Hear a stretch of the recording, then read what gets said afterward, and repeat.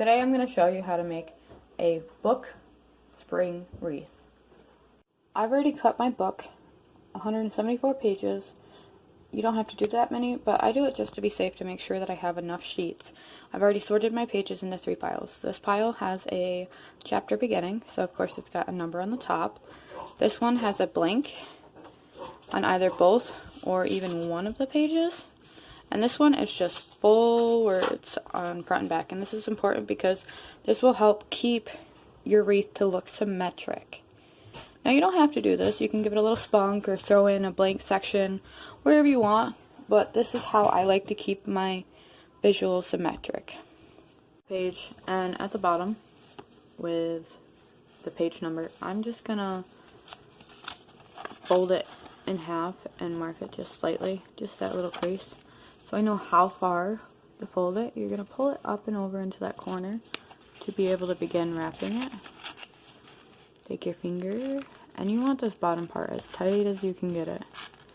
And you're just going to keep rolling. And you don't have to do half, but I think that it looks the best. And you can use whatever you want to bond it. You can use tape or glue. I like to use hot glue because I feel like it's more secure. And my wreaths, they go on a covered porch, so I just feel much better about it.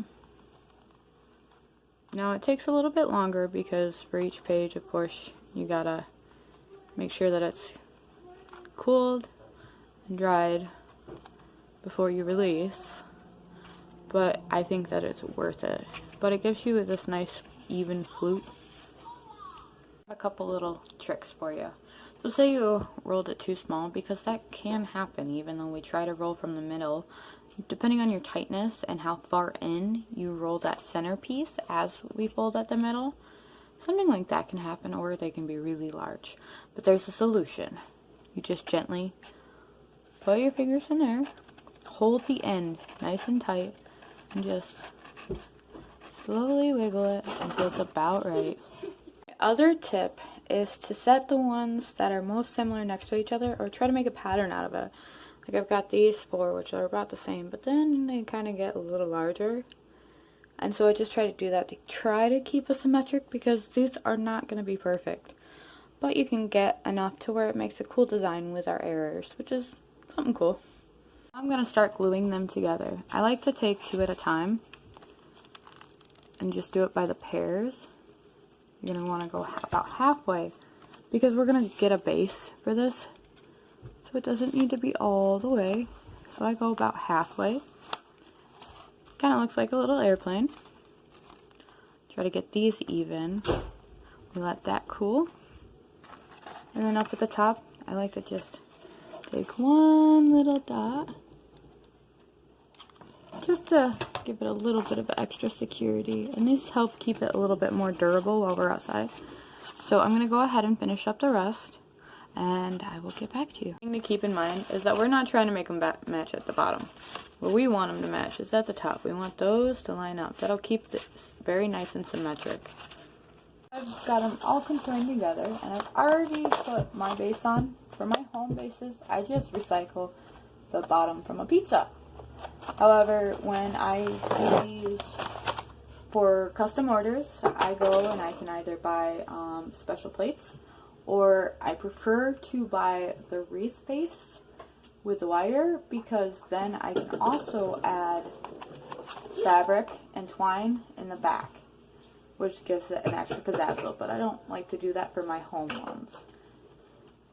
So from here, you can actually, during Christmas, you can turn this into a poinsettia, just paint it red.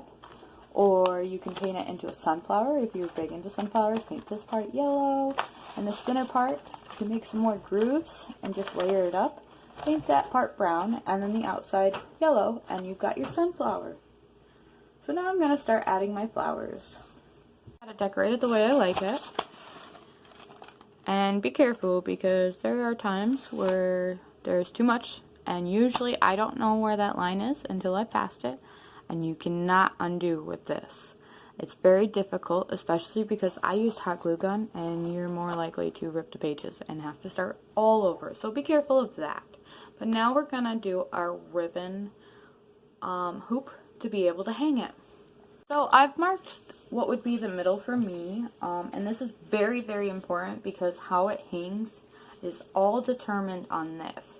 You can set your entire piece off balance if you're not careful. So I've already cut my ribbon. I gave myself excess, and I want a lot of this pink to show because it goes with it all, and so it fits the season. However, if you just want to tuck it behind, I recommend only doing about this, and you don't have to use as thick of a ribbon as I did, but I think that it really goes with what I'm trying to do here, and so that was just my preference. Here, I'm going to make it nice and easy on myself. I'm just going to glue the bottom of this, match those up. Point, I'm going to decide how far I want it to hang up or down.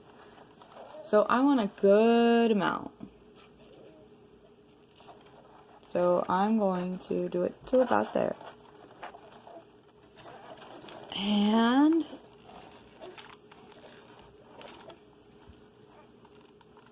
glue down, but to be extra secure, I'm doing some outside glue seals.